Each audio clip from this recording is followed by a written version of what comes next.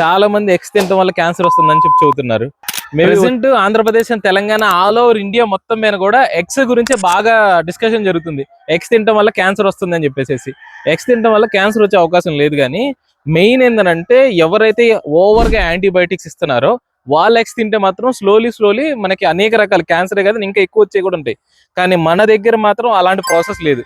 Proper organic method లో మీరు చూస్తున్నారు కదా, అన్నీ కూడా ఇలా ప్రాపర్ గా ప్రీ రేంజ్ లో తిప్పుతూ బయటకు వదిలేస్తూ ఎవ్రీడే మార్నింగ్ ఒకసారి ఈవినింగ్ ఒకసారి ఫీడింగ్ ఇచ్చుకుంటా.